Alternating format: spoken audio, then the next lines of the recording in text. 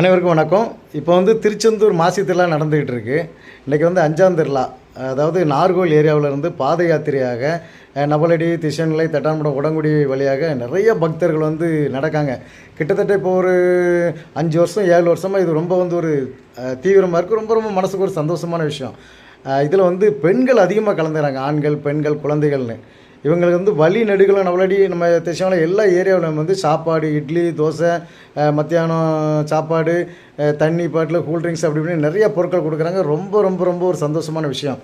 ஆனால் அந்த பாத யாத்திரையாக வரும் பெண்களுக்கு மற்றும் சிறுவர் சிறுமிகளுக்கு இந்த ஒதுங்கிறதுக்கு இடம் இல்லை. இயற்கை உபாதைகளை கழிக்கிறதுக்குள்ள இடம் சரியான இடங்கள் இல்லை. போன வருஷம் இதே கருத்தை நான் வலியுறுத்தியிருந்தேன். ஆனால் இப்போ நிறைய இடங்களில் காலேஜ், ஸ்கூல்னு அங்கங்கே திறந்து கொடுக்குறாங்க. இன்னும் நமக்கு ஒரு விழிப்புணர்வு வரணும். எல்லா இடங்கள்லையுமே நம்ம வீடுகளில் இடம் இருந்தால் கூட கொடுக்கணும். கண்டிப்பாக அவங்களுக்கு கொடுக்கணும். அது போக பல்க்கு, காலேஜ், ஸ்கூல் இந்த மாதிரி இடம் இருந்ததுன்னா கொடுத்துட்டு கண்டிப்பாக வெளியே ஒரு போர்டு போடுங்க. இந்த பாத யாத்திரை செல்லும் பக்தர்களுக்கு இங்கே வசதி செய்யப்பட்டுள்ளது, கழிப்பிட வசதி அப்படின்னு சொல்லி போர்டை வைங்க. ஏன்னா அது ரொம்ப கஷ்டமாக இருக்குது. அவங்க சூழ்நிலையை பார்க்கும்போது ரொம்ப கஷ்டமாக இருக்குது. இது மட்டும் இல்லை, தமிழக அரசாங்கமும் இதை ஒரு கருத்தில் கொண்டு அங்கங்கே டாய்லெட்டு டெம்பரரியாக வச்சு பண்ணலாம். ஏன்னா இன்னும் 2 நாளில் இங்கேருந்து திசைநிலை, நவலடி இந்த ஏரியாவில் உள்ள பக்தர்கள்லாம் 8ஆம் திருவிழா 9ஆம் திருவிழா நடைபயணம் போவாங்க. அவங்களுக்கு ஒரு பிரயோஜனமாக இருக்கும். வருங்காலங்களில் நம்ம பக்தர்களே இதுக்கான ஏற்பாடுகளை பண்ணணும்.